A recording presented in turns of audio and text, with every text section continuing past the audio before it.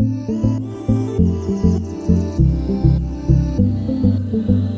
evening, respected resource persons and participants.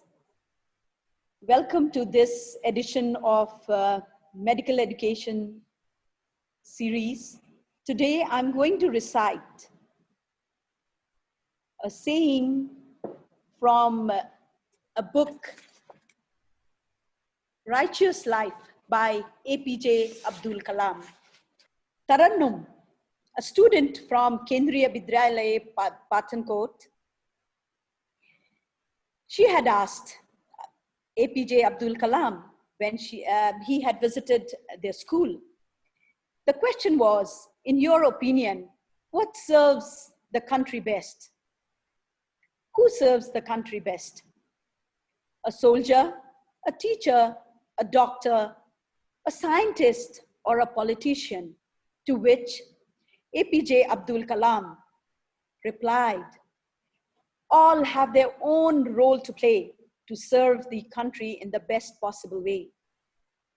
A soldier has to define or defend the nation and keep round the clock vigil so that 1 billion plus people can work towards development in peace.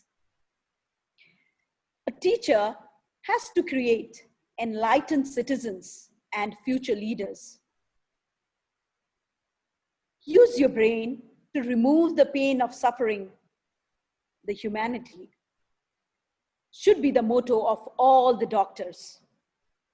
Scientists should provide the input needed for achieving development. Politicians have to integrate and guide the actions of all the sections of the community towards a common goal of national development. Above all, one has to be a good human being. With this lesson from APJ Abdul Kalam, I open this webinar series. Our resource person today is Dr. Samar Ahmed, who is the director of Ain Sam's Middle East North Africa FAMER Regional Institute for Health Professions Education. She is the chair of Center of Excellence in Forensic Psychiatric Research in Sam's University. She is a professor in Department of Forensic Medicine and Toxicology at the university. She is a certified UNESCO trainer at the university. She is also the director for Quality Assurance Unit at ASU Faculty of Medicine. She is a global commercial advisor to universities and medical schools. It has been said by her peers that Professor Samar Ahmed has tremendous leadership and execution skill that enable her to lead people in integrated projects. She understands what it takes to deliver and support people perform to their best abilities. She has a well-developed capacity to communicate with different cultures and to establish partnerships for education development. Professor Samar Ahmed dreams of a network of healthcare reformers working hand in hand, defying natural and man-made boundaries. Please help me welcome the key resource person, Dr. Samar Ahmed. Over to you, ma'am. Thank you so much. Thank you for having me. And I can't express my happiness with this introduction and with the amazing sayings and words that you started this seminar with. So thank you so much. And hopefully I will be up to the beauty of the words that you started the day with. Let me just start by sharing my screen. Good afternoon, everyone, or good evening, or good morning, wherever you are. And happy to be with you today, invited to speak about assessment and the issues and problems that we are facing now with our COVID-19 pandemic, post-COVID-19 pandemic dilemma. Today, I'm going to be speaking to you about an experience and what we have been doing. And in addition to that, I'm going to be highlighting a little bit of work that we have been doing together, my research team and I, in the area of assessment, in order to be able to overcome the boundaries that have been set upon us after this COVID-19 issue. The title of my talk today is Designing Assignments for Assessment. I will explain in a minute what that means exactly. So why are we here today, and what do we hope to achieve by being with each other for the next 30 minutes? We want to learn a few concepts, maybe one or two new concepts. We want to explore a few ideas, maybe some of them will be of use to you. And we want to have a little bit of an experience together. And at the end of the day, we want to be able to make decisions in assessments. If we can achieve this, then we've done a lot for 30 minutes. Let's keep our fingers crossed. Just before we start, I just want to invite all of you who are logged in from their laptops to please scan this code. This code will take you to my Padlet. This has nothing specific for you to do except for you to just tell us where you are from, enter your name, your country, and let me know where you are. Just because for me, it's always very important to keep track of the people I meet. And me meeting you today, I want you to be on my Padlet. So throughout the presentation, if at any time you can just log in, just scan the code now, and just tell us where you are, write down your city, write down your country, and you will enter into my Padlet and become among all those beautiful people that I have met in the past, talked to, or even spoke with over webinars like this. So what is the current situation? Let's take a look through a very, very focused lens at where we are now and how this came to be. Just to let you know, the issue that we are facing now post-COVID-19, it's not just about the social distancing. It's about a lot of disruption that happened in our lives. It happened in our teaching styles, it happened in our teaching methods, it happened in strategies, and of course, it happened in our assessment. Many decisions had to be made. Lots of these decisions had to be made on the spot. These decisions, at many times, were not really studied because we didn't have time. Because we had to do this transition quickly, there was not enough time to assess whether or not our decisions were the best. But now that we're over this issue of going through hard decisions about assessment and teaching and learning, now I think it's time to start reflecting and see, did it work? Is this what we should have done? Is there anything we can do differently? What do you think would have been a better choice if we had been given the time to plan for this transition? Please allow me to share with you this work that we have done. If you scan this QR code with your camera, it will take you to the MedEd published article that we published lately. This is one of the AMY recommended articles in assessment. If you scroll down, you will find that we have taken high recommendations from AMY to share this article with the whole scientific community. They believe that it offers a lot of very important tips and tricks in assessment, and that it carries a resolution and potential solutions to some of the problems that we all have been facing. This is the product of the work of some of my colleagues with me, of course, Dr. Hibatullah Amin, Dr. Muhammad Shahata, and myself. And what we set out to do was try to find an alternative solution. How are we going to assess our students? We started writing up this work The minute they decided that there will be social distancing and that our students are not going back to the university, lots of rumors broke out. People started saying, we're not assessing students, we're just promoting them directly to the second year. But then again, they're medical students. How do you promote medical students without making sure that they have actually learned?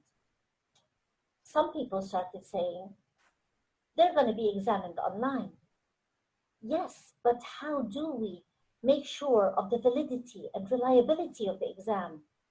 And all these questions that most of you have passed by and most of you have come across over the past 3 months. But then at the end of the day, our ministry made the decision that students will be required to do assignments. And these assignments are going to be graded assignments. And since these assignments are going to be graded assignments, we're going to have to take care of the validity, reliability, and replicability of these assignment grades. Because we don't want to put our students at a disadvantage, and we don't want this process to be very unfair. We want to ensure that the students have learned. And this is why we started working on this project. We started putting down a guideline, a step-by-step guide to create competency-based assignments instead of assessments for medical students. Quite a quest. The first of our steps was positioning your assignment in the curriculum. We believe that the most important step is making sure that your assignment is positioned in the curriculum itself. You don't have time to waste assessing something that you do not want to assess. So number one, you have to identify the competency or competencies that you are going to be assessing through this assignment. Number two, now that you know the competencies, just take care, make a list of all the skills that you think you want to assess using this assignment. Is it a different step? Yes, it's different, because when you actually write the skills, it gives you a better insight on what exactly you want the student to do. But then again, because we don't have time to waste, we propose that you do a little bit of backward mapping. After you've done the listing of the skills, we want you to go back and revise the skill set that you said you will assess, and map them back to the competencies and make sure that all these competencies, they lie within your curriculum. Now that you've done that and you have a list of all the skills that you want to assess, it's time to design your assignment. Designing your assignment is a quest. It's not an easy job. And if you think you can just design your assignment by sitting alone in a room, writing it up in 10 minutes, this is not an assignment. And if this assignment would ever work, it would never work for assessment. So in order to design an assignment for assessment, you need to be able to understand that designing is a process. It's a process that takes you all the way from forming a team to reviewing the literature, sitting down and brainstorming, and at the end, designing what we call the assignment instructions. Forming a team is easy. You need to know who is going on your team based on the scope of your assignment. Reviewing the literature is also easy, because guess what? All you need to do is start reviewing from your objectives or the competencies or the skills that you will be assessing. You do a very good review of literature. The hard part, the really hard part, is the brainstorming part. And this is why we offered a solution or a guide for this brainstorming. When you're brainstorming for designing an assignment, you need to do two things. Number one, you need to make a set of decisions. Number two, you need to ask yourself a few questions. What decisions are we making? Well, a lot of them. You need to decide what's the degree of integration of this assignment. Is it going to be a basic science assignment? Is there going to be horizontal integration at the level of the basic sciences, for example? Am I going to integrate basic and clinical sciences? What is the degree or the level of integration that your assignment is planned for? Number one. Number two, take care of the format. What's the format of this assignment? Is it an online assignment? Is it a paper-based assignment? What's the format? What's your decision? Third decision made, what tools are we going to use in order for the student to perform this assignment? What tools will be required? And it's very important to map the tools, because when you map the tools, you also map the feasibility. Maybe your student doesn't have internet access, maybe, then it would not serve your student right to make it an online format assignment using digital tools. It just wouldn't work. So understanding the tools also makes you reflect on availability and feasibility. A very, very important question. Is this assignment going to be group assignment, or is it just going to be an individual assignment? And here the question rises, can I do an assessment in the form of group assignment? The answer is yes, you can, of course. You can, provided that you do it right, as we will say in a few minutes. Another decision, what's the purpose of your assignment? What is the purpose? What is the whole purpose of this assignment? Is it for summative assessment? Is it for formative assessment? What's the purpose? Why are you doing this assignment?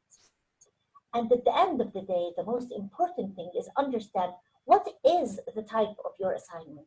Is it a written assignment, or is it an assignment where a product is involved?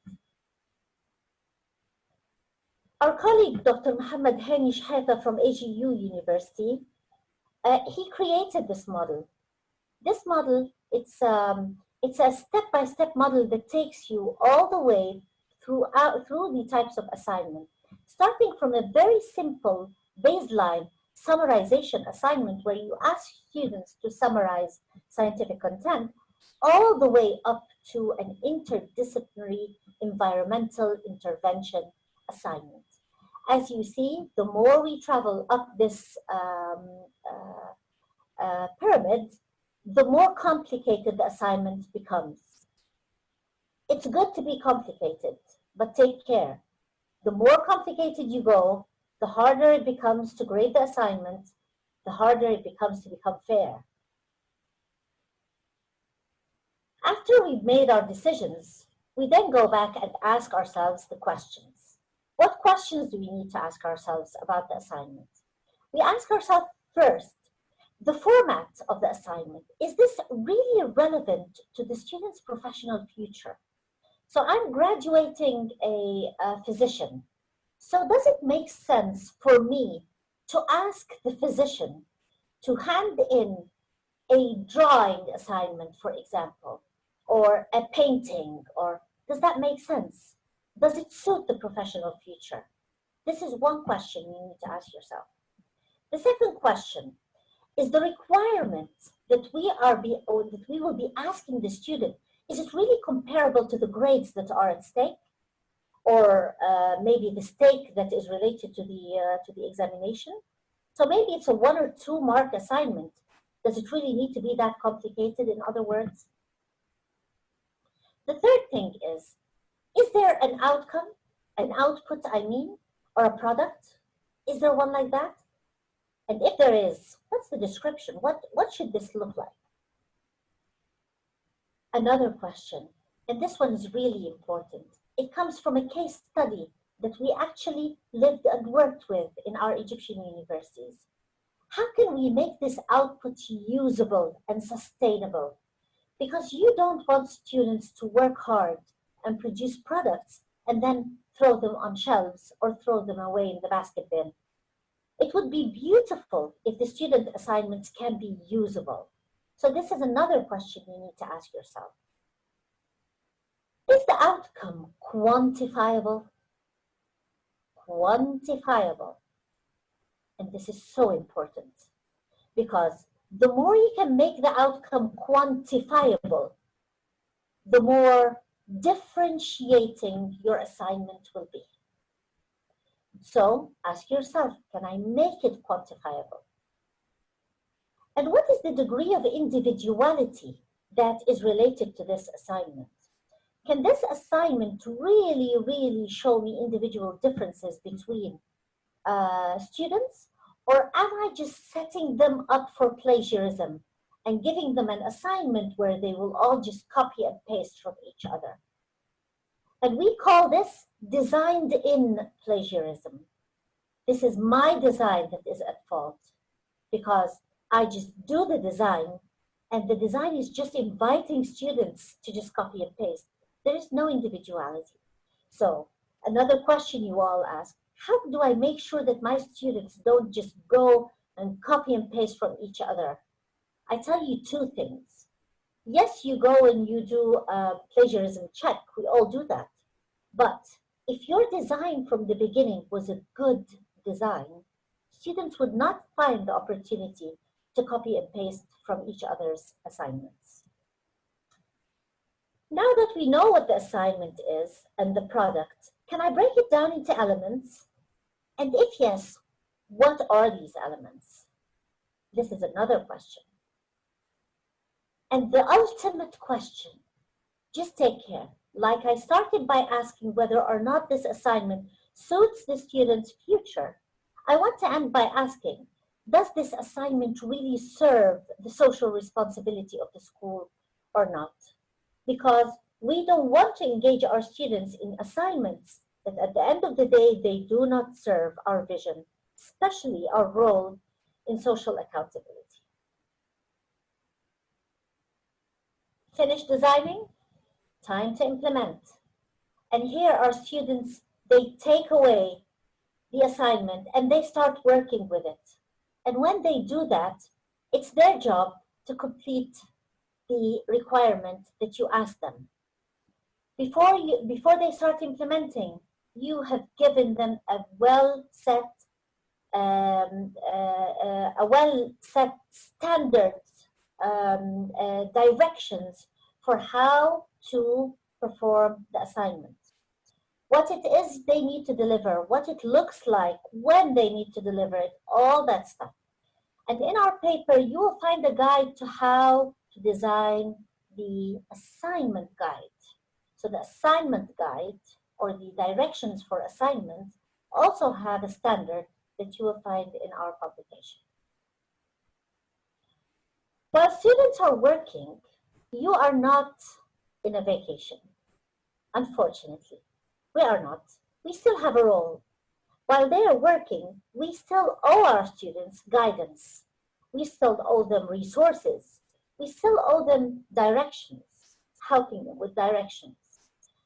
Of course, you set your office hours so students can ask and revise the content when it's feasible. You also can do a bit of quality control and quality check every now and then, and ensure the soundness of the content that the students are producing. But here there is a little bit of an issue or a dilemma. This is an assignment that is intended for assessment. Do I help the students or not?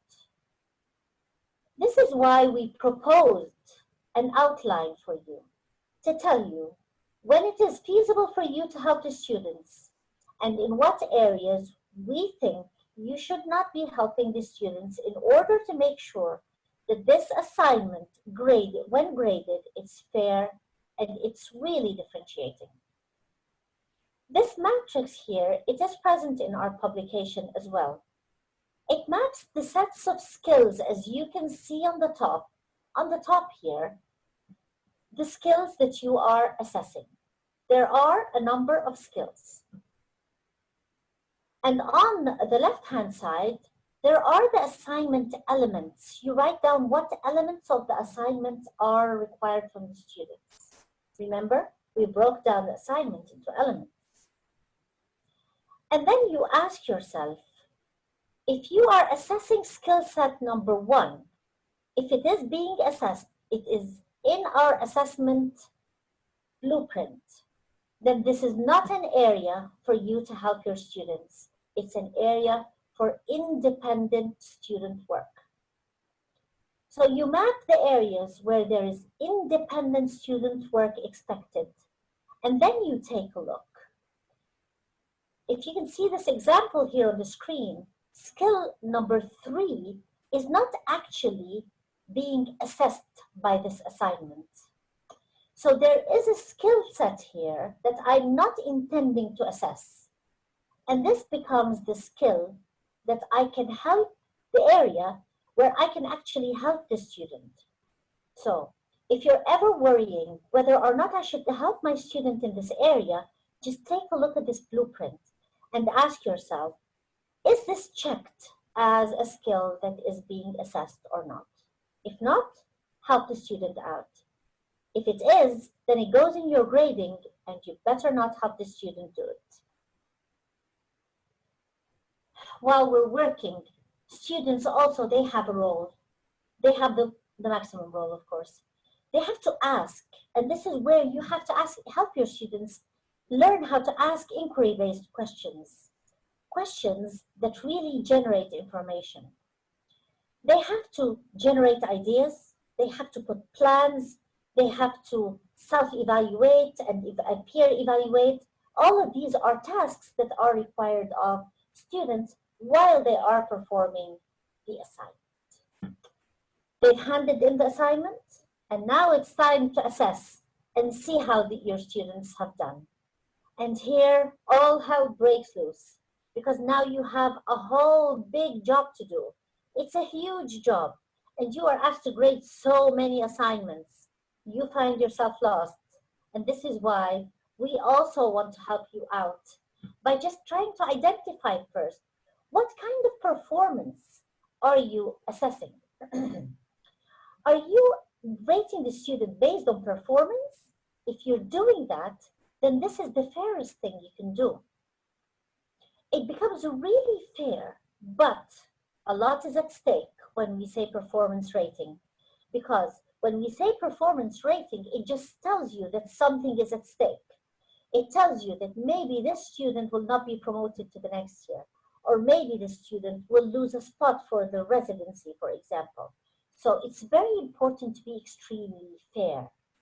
And this is why we all know that any performance rating needs a rubric.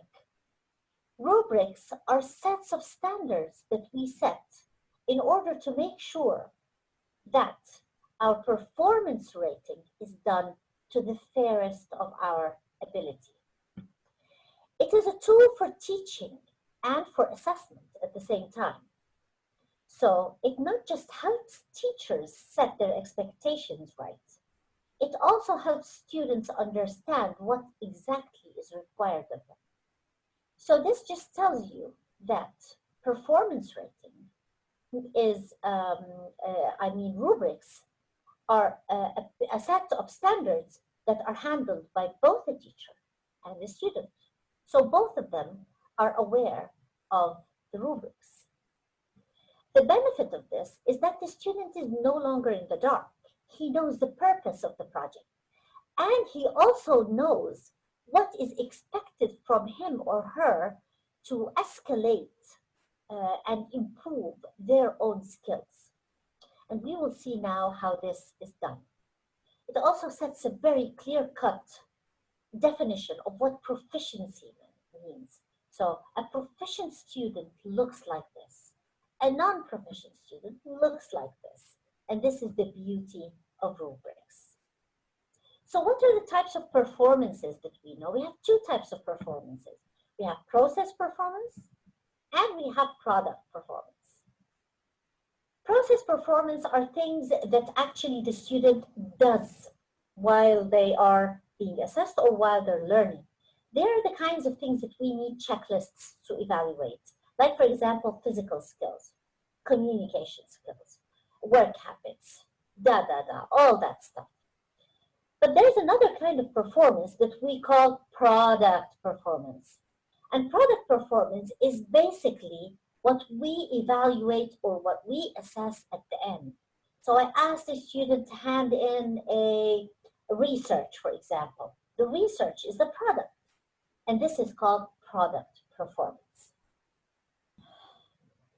So what are the types of rubrics that we know? We have two types of rubrics. We have something called the holistic or the scoring rubric, and we have the analytical rubric. So the holistic rubric or the scoring rubric is one type that is done holistically, as opposed to the analytical type, which actually cuts down the performance into subsets. Each of these has a benefit, of course. So let's speak about the holistic rubric. The holistic rubric is actually, it's a number of performance levels,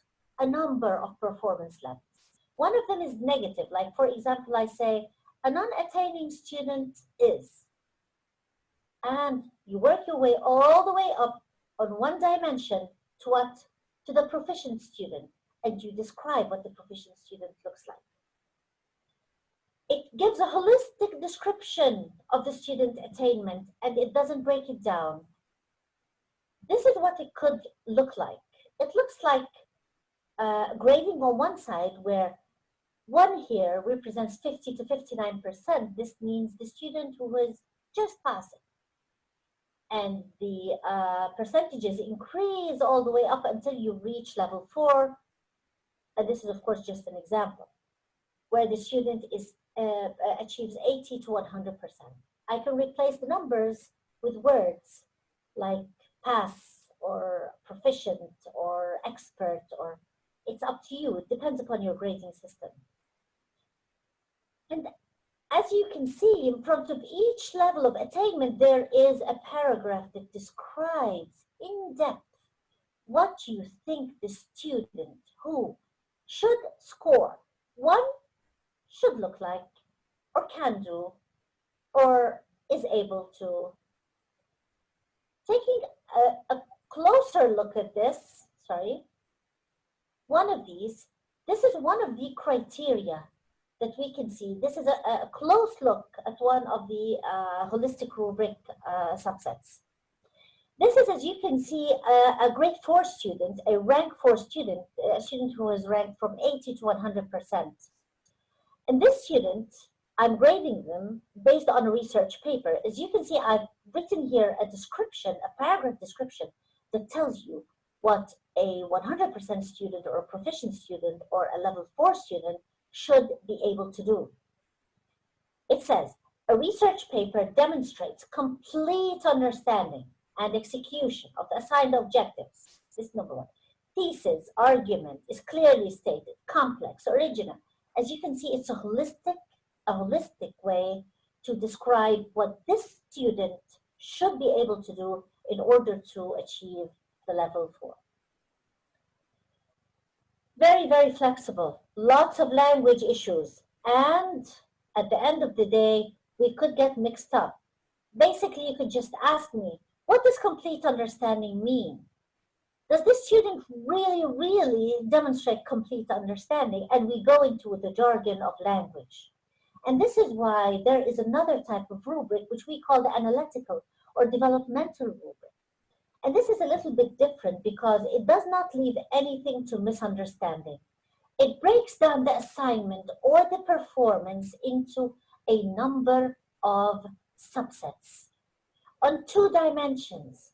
One of these will be the attainment level, exactly like the holistic rubric, but the other one would be the assessment criteria. So you break it down into very small assessment criteria, and we will see now what it looks like. The beauty of this is that you can assign different weights to different subsets of the assignment. And it gives you a very big table that people can use, faculty can use when they're grading, and students can read into to understand. This would be what it looks like on one criterion. As you can see on the left, there is the criterion. It's written here. On the top is the performance level, which is a little bit different from the holistic rubric. The holistic rubric had the performance level on the left, correct? So the attainment level is on the top, the criterion is on the side. And in each box, you describe what a student at this level can do in this specific criteria. So see, it becomes really, really focused. So there's not much possibility for mixed judgment between faculty, especially if your assignment is graded by multiple faculty. This is what it would look like. Is you can see the attainment levels are on the top, and on the side here, we can see the criteria that are being assessed. When we open it up, it becomes a huge, complex document, as you can see. It's a table. But if we look at each box in this table, it tells you so much about how to grade the assignment. This is called the analytical rubric. You can see here, this is an example. This is the criterion, critical and creative thinking skills. This is a criterion.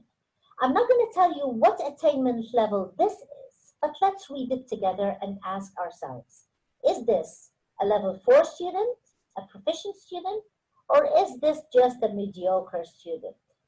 It says, uses critical and creative thinking skills with limited effectiveness. You're right. This is just a passing student. So this student would score 1. This student would never score 4.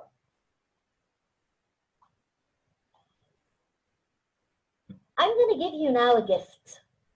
And my gift for you is a rubric maker. If you can visit this website, this is a gift. So you take it outside the time of this webinar and you're going to use it. Just visit this website. It has a free rubric maker. I will show you now a rubric that I made, very readily made, from this webinar, from this website, it just in 3 clicks. I just want a confirmation that you can see the website and not my presentation now. Yes, ma'am. The website? Yeah. Yes. So this is a rubric that I created just before I entered this meeting. As you can see, this rubric, it's here. It opens a rubric. You just write a name, and then you enter the topic you want this rubric to be in. There are many generic topics here. Let's, for the sake of this presentation, let's say that we are going to do a rubric on how to perform an oral presentation. Isn't this a skill? This is a skill, and this is also an assignment. Once I enter this here, it asks me what components are you assessing, and it opens a drop-down menu with all the components of oral presentation. The first one of them is attire, how the student is dressed. I enter it. All of a sudden, it enters all the levels of attainment, starting from what they call novice, all the way up to distinguished. I finish this, and this is 1 row in our rubric. You go to the 2nd row and add oral presentation. And now I'm assessing the 2nd component, which is the audience. It enters it, and so on, so on, so on, until you see at the end of the day that you have a rubric that looks like, let me just show you. It looks like this. You can download it. You can keep it soft copy. You can do whatever you want with it. But at the end of the day, this is a gift for you. You can use it whichever way you want, and it's downloadable. And if the skill set you are assessing is not in the, I can't, sorry. If the skill is not in the presentation, is not in the website, you can enter it manually. But it gives you such a variety and it helps you so much that you don't need to put much effort into thinking a lot about your rubric. Hopefully this will be of use to you. Finished, graded, done everything, time to evaluate. And we use the normal Kirkpatrick model when we're evaluating our assignment. Don't forget to evaluate the assignment because you always find yourself issues and things that you have slipped in. And it always serves you to redesign the assignment straight after you have finished grading it, because it's then that you introduce, reform, and improve your assignment for future assessments and for future learning.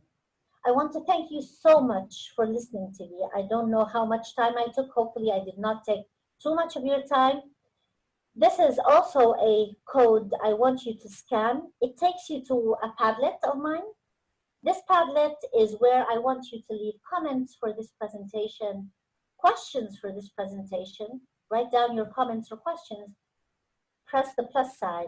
Write down whatever you want. If you just want to write me a message or write me your email, if you want me to send you material, just ask me whatever you want on that Padlet. And thank you so much for being with me today, and over to the organizers. Thank you so much, Dr. Samar. We learned so much, and I'm sure there are many questions in the pipeline, but we will keep it towards the end. Please use the Q&A box for raising questions so that the key resource person will be able to get the questions, and she will be able to respond to it towards the end. So we also have 2 good practice sharing on online strategies. First, we have Dr. Surya Prasad Rimal. He is an assistant professor in Department of Obstetrics and Gynecology at BP Koirala Institute of Health Sciences. He is also the Deputy Program Coordinator of MBBS Phase 2 program. Dr. Surya, now the floor is yours. Please share your good practice. Okay. Namaste, good evening. Assalamu alaikum to you all. And thank you very much for this wonderful opportunity to share my experience regarding the assessment. And I'd like to start with thanking a lot the Professor Samar Ahmed, explaining all those things about the assessment, designing, evaluation, all those things. And that was kind of universities he has explained. And I'm going to explain just a small chapter of that. That is online assessment. And this online assessment, interestingly, I was using, and I am using still, before this pandemic. It gave me a lot of insights. And before the pandemic, I used to have the help from this site. And I used to assess the students. And it basically assesses the theory part. And I'd like to tell you first how to be a member of it. And the site is class time. It is free of cost. There are a few charges for the premium membership, but you can be a free teacher. So for that, you have to create an account, and you go to the teacher login section like this, and log in with the different modalities here. And I think the Google will be the best. And I'm using with the Google. And if you go with the Google, and you can do easily login. So after logging in, you can create your questions here to the students. And for that, this is the window once you log in. So I'm talking about the class time. This is the window. Class time, you go here. This is the teacher's login site. And you can log in with the Google. And after you log in, there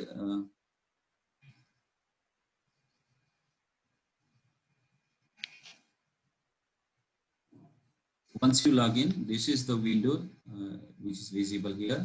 And you go here for creating your questions. You just click here and there are different options. Write the questions what you want to create a question. Then there are different options available for that questions. And yeah, write your questions here and write different options here like this. And select one of the option being good or right answer like this. And you can create a questions. After you create a questions for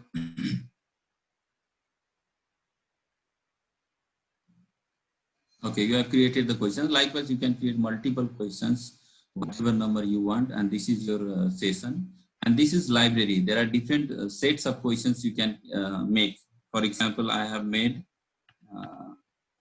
this. This is my class time library. I have different question setups like this. And among them, these are the sessions, which are the active parts. For example, you have created the questions or you want to assess the students and just give the link to the students. For example, these are the different sessions. For example, I want to assess on the abortion-free test, suppose. So this is the shed. So if you want to assess the student, then you have to share this. This is the link. You should copy this link and this link should be sent to the students. This is the link created. So once you send the students and you give the appropriate time. For example, all the questions I have made are activated now. So you can deactivate this. And the time you have given to the students, at that time you can go there and you can just activate that. So, I used to give them a fixed time, for example, 9 p.m. For example, tomorrow is my class and I want to assess them before I go to the class. I just give them 9 p.m. time and I go there and 9 p.m. I do activate that. And they will answer. And I know how this window appears when they start answering. And this is the synchronous response. Whenever they respond, and we know how they are responding. For example, these are the students we can see here because of the privacy issue. I'm not showing all the name of the students. And this is the total number of questions, that is 15. Out of 15, how much they are scoring, you can observe here. And at the same time, you can observe there are few questions which are they are almost all of them are answering wrong. Almost all. What is that question? Just I click here and I know the questions they are answering wrong. This is the question they are answering wrong. So when I go next day to the class, I will know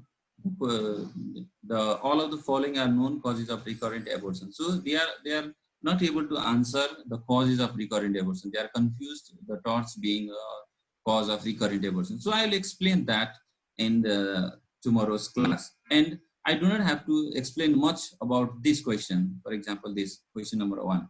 So all these questions are set in the different aspects of the lecture that we are I'm going to take. So this question I may not have to explain them a lot, or this question may not take a lot of time of mine in the next class. So, however, this question I have to explain them a little bit in details. So after the class, when I go to the class, I take my class and I reassess them again after the class. That is known as post-test. The similar questions or same questions will be kept in assessment the next day, 9 p.m. and they will answer this. So I can assess how effective my class was. You can see here all the things, most of the things are red. Now you can see the most of the things are green. And I can see the question number 4, there were many reds, now it is green. So that means I have explained that question or that segment, particular segment from where I got the questions. I have explained them well. Still, I am not able to explain all of the students about that because there are few responses which are wrong. So in this way, I can assess them. We can assess them about themselves, or about the students, and about the teachers as well. As a teacher, whether I was able to explain them well or not, I can assess with this, with the help of this class time. So I would like to go to this part. As Professor Samar Ahmed was telling, what are the degree of integration, what are the format? It was the format was the MCQs type, and tools use MCQs, and it was group or individual, it was the individual, and purpose to assess them, what is the pre-existing knowledge they have, and purpose is to know whether they have understood whatever I have explained in that or not. And these questions, the relevant questions you can ask yourself: is the format relevant to the student's professional future? Yes, these are the questions that can be asked in the upcoming exams or slightly modified form, or these questions can be asked in the different entrance examination they are going to face in their life. And whether is the requirement comparable to the grades and stake? Yes, it is comparable. You can see pre-test response as a group, as an individual, both. And after the class post-test, you can observe or you can grade the particular students or as a group as a whole. Is there an output product? Yes, it is output based. So you can assess that and you can keep the record with you. And how can we make the output usable and sustainable? It's a slightly difficult things. So if we make this systematic way, we can address these questions. And similarly, we can address all these questions that Professor Samar has just explained to us. And I think I have completed the task given to me, and I think I have completed within the time frame. And thank you very much. If any queries or questions you have, you can ask me in the Q&A session or in the later on. Or and there are multiple other things as well, which is not which can't be explained. All those things here. Another thing is Mentimeter. You can go through that. And thank you very much once again to the Health and Professional HPE segment, BP Catches. Thank you. Thank you so much, Dr. Surya.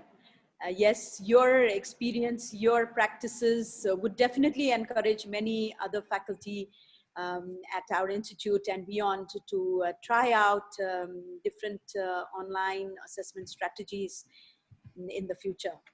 Now we have another speaker who would be sharing her good practice.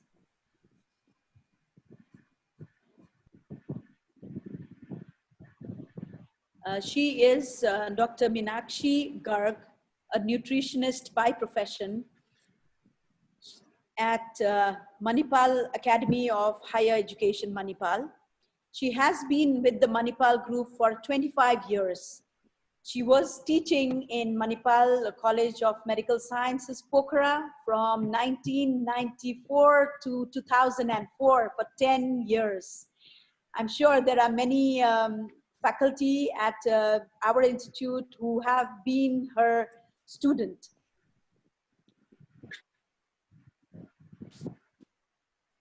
She is a Mahe Famer Fellow 2018 and currently working as Associate Professor and Coordinator at the Department of Dietetics and Applied Nutrition at the Wellcome Group Graduate School of Hotel Administration at Manipal Academy of Higher Education, Manipal. So please help me welcome Dr. Meenakshi Garg.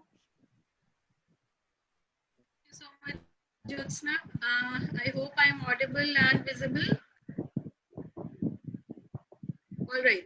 So thank you, everyone. Thank you, Dr. Samar, for that wonderful explanation of the tools and to actually understand before we start implementing those tools, it's important for us to know why we are doing it, what is the purpose, and that purpose has to be conveyed to the students as well. So very quickly, I will try to tell 2-3 of the personal experiences that we've now had in the last couple of months, and especially after the COVID-19, but some of the practices is something that we were doing earlier also. And Dr. Jyotsna, if I'm exceeding time, please just let me know. So the main thing that we were using as a platform for both for e-learning as well as assessment in our university was the Microsoft Teams, and I have just put a slide here for anybody who would like to install Microsoft Teams, both from the Android version as well as the iOS app is here, and I can share this link with Jyotsna later. If anybody is interested, they can use this to install the Microsoft Teams. So online assessments, we started doing using the Microsoft Office 365 forms, which is something similar to the Google Forms. And we were sending the links either through the MS Teams class channels or the WhatsApp class groups that we have. So this is a screenshot that I have here of a class channel that I have created for my subject, that is MSc Dietetics and Applied Nutrition for the second semester students. There is a general channel, and in that I have my own subject channel. So in that I am taking my online classes, as well as I am posting the assignments and the assessments also as a part of that. So when we open the Microsoft Forms web page, so that's the link for that, the formsoffice.com. I'll try to open my page where I have the various forms that I use for sending. So like Dr. before me, he was telling how they are creating the links and sending to students. So that process is the same, like how everybody might have been doing. A lot of people are already using the Google Forms. It's just that we were using the Microsoft Forms, and the types of questions that we can do through Microsoft Forms starts from MCQs. We can do critical thinking questions.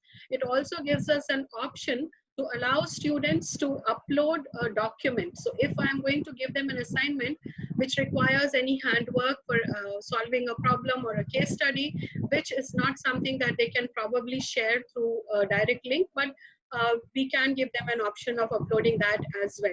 So just one of the forms, if I'm opening, I'm going to show you that.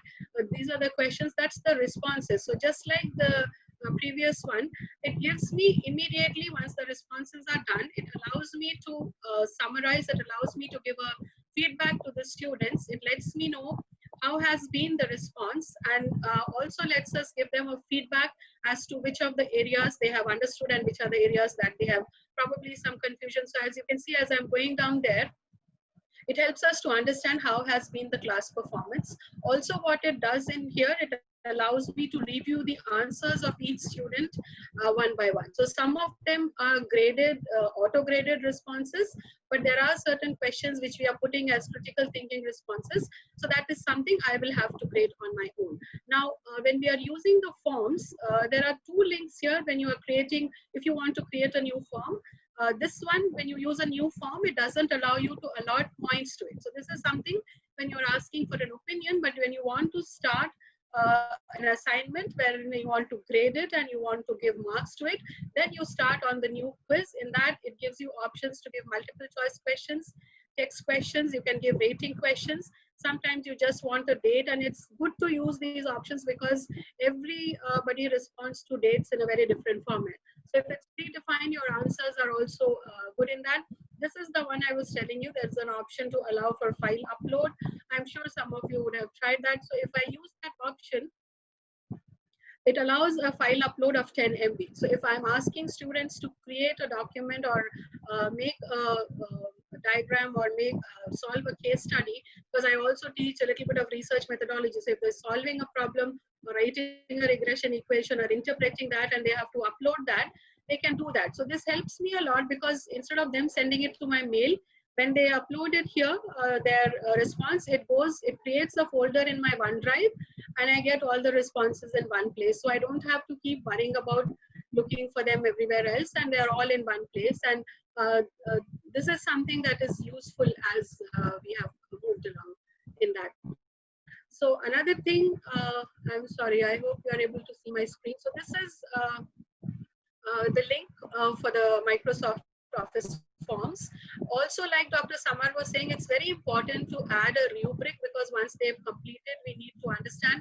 So in Microsoft Teams, you can see on the left-hand side here on the panel, there is a link for assignments. When we create a new assignment, if I'm creating a new assignment, it also allows me to add a rubric to that. So depending on the kind of assignment that I am giving, I will create a rubric which is specific to that particular task. So in this case, if I give a case study, this is an example of a case study assessment rubric, which I will integrate into that particular assignment. And the Microsoft Teams, after I have filled in the rubric, it allows me to attach it to the student's assignment. So when I'm attaching it to the student assignment, like everybody understand, it's very important for the student also to know as to what competency and what category or what criteria we are assessing. So they know what is the evaluation that is going to happen on, and it allows us to add up also. So this rubric, when we make, it allows you to give weightage to each of those components, and it auto corrects it. So again, when we are reviewing the assignment, it's easy for you to assess also. You can you can start giving the clicking on the criteria and giving them the marks there itself. So it auto adds on its own. Moving from there, there's something else that we use this time. Two tools for mind mapping. One is a fish diagram, something used to establish a cause and effect relation. It's not only for disease conditions, can be done for various things, but we were usually doing it for disease conditions and for malnutrition conditions that they identify in the community, because we have a very strong community nutrition module in which the students are allotted families in the community in groups of 4 to 5, and they follow that family up to 6 months, and at the end of that they are supposed to help in improving the nutritional status of the family, and the family allotted to them is a vulnerable family from a nutritional risk point of view. So this is something that helps them to understand the root problem and the determinants of that. And another tool that I used this time was the CMAP tool. This was recommended to me by Dr. Siraj. In one of our discussions, we were discussing as to we want them how to do concept mapping. So he said this is a good tool, and it really worked. And I'll just show you the site. So CMAP is a free download tool. That's the site for that. Because I have already downloaded it in my system, it allows different versions of downloads are available. But if you don't want to download, it also has a cloud version. So you can directly use it from the cloud tools. You need not download. So this is something that I downloaded and I shared with my students. So when we,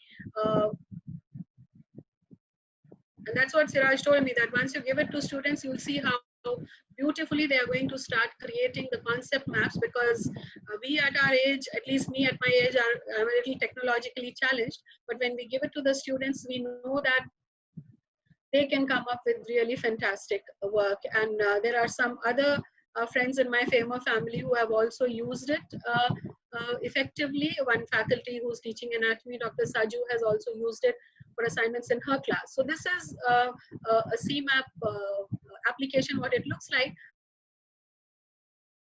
So here I can start for a new CMAP. If I click on that and I double click here, it gives me all options. I can choose the kind of branching I want.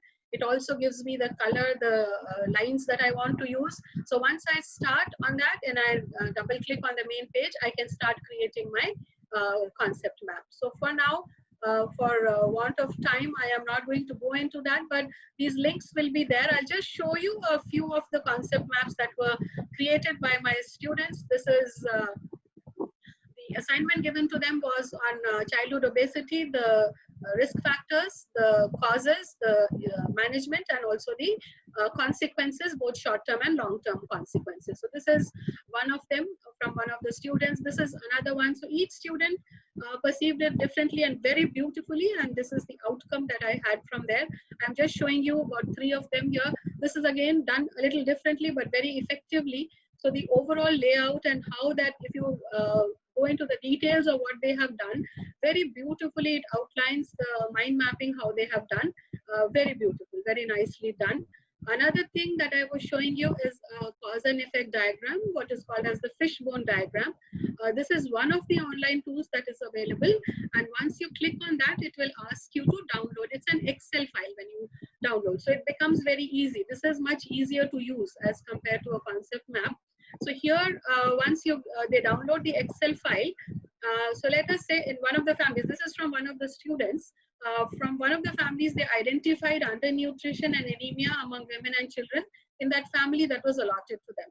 So using that as the effect for that, we wanted to understand the causes. So those are the major causes that they found, and then the subsidiary causes. So this is a fish diagram which is telling us the entire skeleton of the fish, which tells us the major factors and then the interim factors. It helps them to identify the risk factors, and also it will tell them now which are the modifiable and the non-modifiable factors. So based on that, they are supposed to counsel the family, and also they are supposed to create education material. So till here, it was an understanding of the problem and how to tackle the problem. And next, they have to do the counseling. So one part of their assessment of the community field work is for them to create effective education and health education material for the family. So first they create it in English, and then they convert it to translate it to the local language here, which is Kannada. So in order to do that this time, because the students were not here, I was finding it a little challenging as to how that group has to come together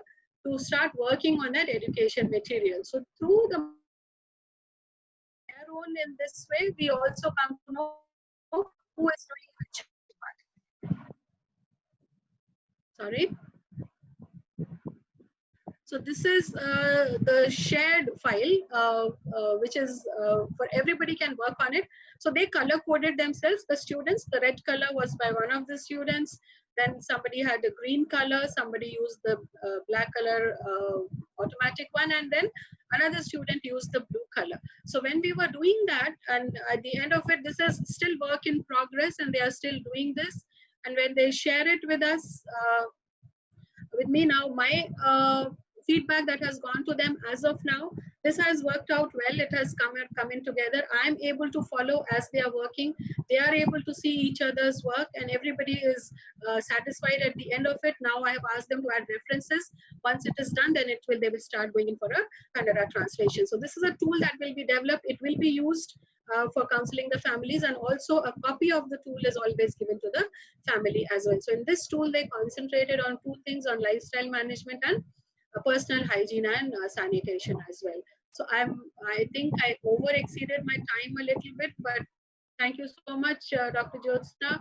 I also wanted to thank Siraj because he introduced me to Dr. Jyotsna, and thank you, the Health Professions Education team at PPKHS Dharan. Jyotsna, can you hear me? Yes, ma'am. Thank you so much for sharing your expertise and experience with us. We will take questions now. There are already a few questions in the Q&A. Let me read it out and figure out who would answer. So first is from Carlos from ITM Belgium.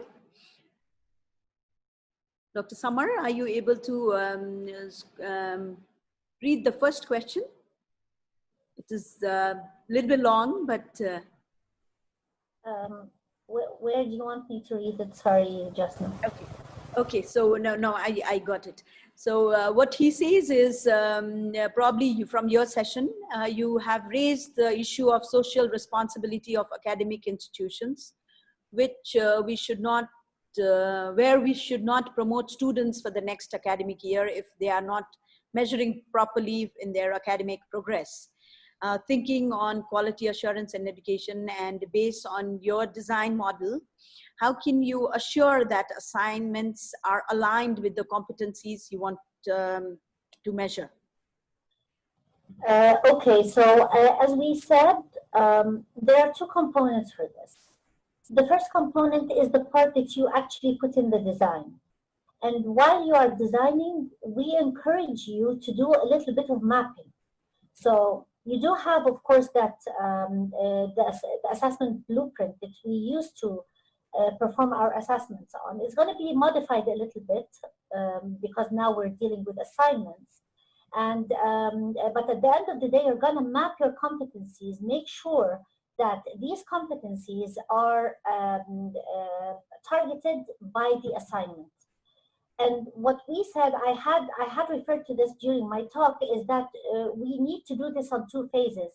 Like first we map the competencies, then make sure that we have a list of the skills that we want to assess, and then map them back to the curriculum just to make sure that these skills actually belong to competency sets that we want to assess by this assignment. So this goes in the design phase.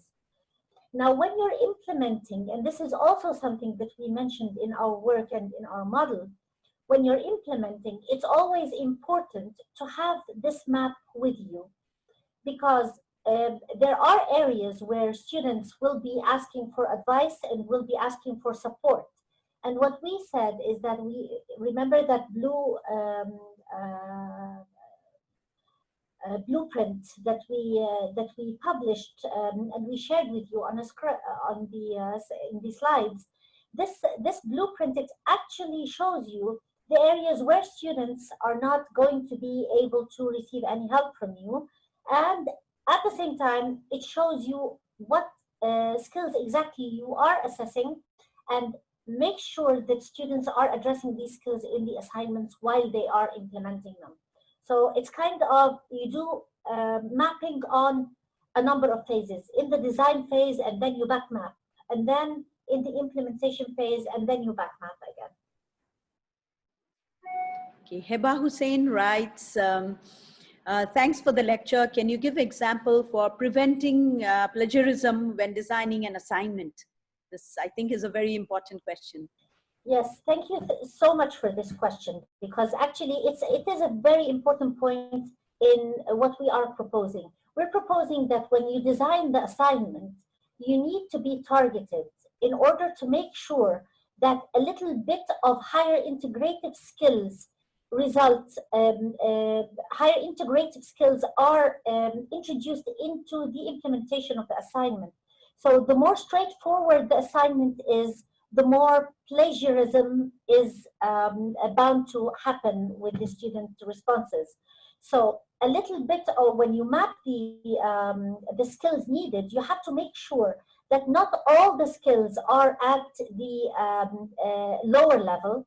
You have to target higher order skills as well, in order to make sure that students have to do interpretive and integrative functions when they are doing these assignments. So you see a part of their personality in the assignment, rather than seeing things that are copied and pasted from other people's assignments. That way, it would be very easy for you to spot whether or not the student has actually done the effort necessary while performing the assignment.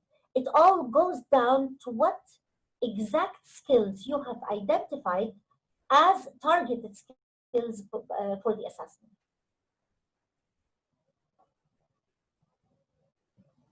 Thank you. The next question is again by Carlos.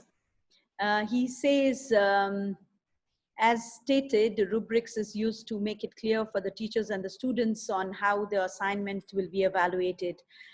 How can it be guaranteed that there is a clear border on the scale of the criteria to be evaluated? Yes, thank you so much for this question as well. And this is something I'm happy that you asked, so we get to elaborate more on. Actually, when we spoke about design, remember, we said that design is not something that happens in a closed room. Design is a function of teams, and it's a function of committees. The more you get people involved in the design phase, the more you get to see that your rubrics are really realistic and feasible at the same time. So people, they tend to evaluate language differently, and especially if you're working with holistic rubrics, it's always good to have many people take a look at your rubrics and give you more and more advice and feedback. So my advice is, we do this in groups of people and make people read them and blind read them once, twice, and 3 times, just to give you feedback on the rubrics and how these rubrics are graded. And let me just tell you that rubrics, at the end of the day, they go back to your grading system. So they have to respond to your grading system. So you can't just take ready-made rubrics from anywhere unless you have identified these as part of your grading system. If you're working competency-based curricula, then you have what we call milestones. And milestones are actually a very good place to start identifying the levels of attainment on your rubric. Just keep this in mind.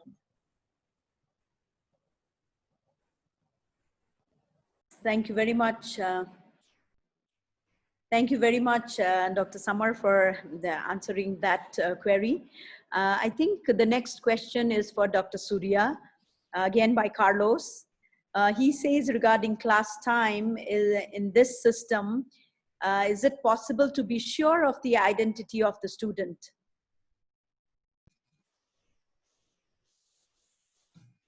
Thank you very much for the questions. And I say it is not possible to have 100% sure whether the same student is using or not. In my experience, what I use the three things here. The first thing is I give the link only to the class representatives, and he or she will provide the particular students of our batch only.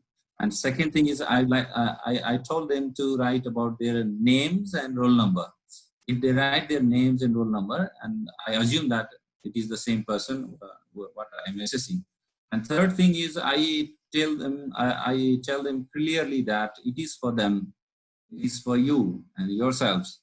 What is your assessment? Don't worry for the marks. Just answer whatever you think you are, and just attend tomorrow's class. And after that, you assess yourself, and this motivates them. And most of them, they have told me this motivates them, and this will address almost about their real students being as the person.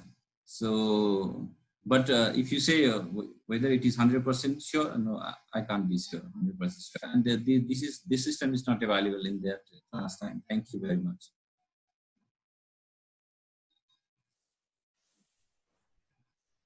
Thank you, Dr. Surya. Then I see a few more comments, queries. Carlos also writes, is mind map similar to concept map? From Yes, what Meenakshi, ma'am. I've understood between a mind and a concept map, a mind map is more of a radial structure, and a concept map is branched. Also, what it says is mind map will focus only on one concept, whereas a concept map will bring together many concepts and ideas. So that's what I understood. But I also read someplace that mind mapping is a larger term, and then we have within that we have classifications of different types of concept maps. Here in the Q&A, Dr. Robin sends you greetings. Thank you so much. Hi, Robin. Then we have another question by Ola. She writes, would you please share experience on how to correct short answer questions in online assessment electronically? A challenge for us. Dr. Samar, I think you would be the right person to respond to this. Well, I'm not the right person to respond to this, but I will respond anyway. So answering short answered questions is no different than than grading assignments. It's the same thing. The thing is, we need a digital interface, and we have seen Google Forms being shared. We've seen lots of assessment software and assessment websites that are being used. At the end of the day, if you have rubrics for grading, it will make your life a lot easier. The beauty of this is that we can also have electronic rubrics. It's the same. So we don't really need to have these checklists that we are walking around with, or graded rubrics that we are walking around with. We can have them electronically as well. But at the end, it all whittles down to having your rubrics for correcting assignments, and at the same time, you can treat the written assignments the same way, especially the short answer ones. Thank you. Probably I would also like to share here. What we do for short answer question is we make model answers, which is agreed upon by almost all the faculty within the department. So that way, whoever checks the paper, the correction would be uniform. And now when we have to think from online point of view, I think if that homework has already been done, it would not be that difficult to switch it to the online mode. So that is how I feel. It can be easily switched. Model answers may be the key to these online assessment corrections, apart from developing the rubrics. Because in the Microsoft Forms, when we are giving the short answer questions, when we are reviewing the answers, it allows us to grade them separately. So there are some critical thinking questions, like you said, if we create model answers also. So it allows us to grade them. So everything we cannot give as MCQ. We have to put some as critical thinking, but it allows for grading in the Microsoft form. Also in the Google Forms, I know it allows to do that.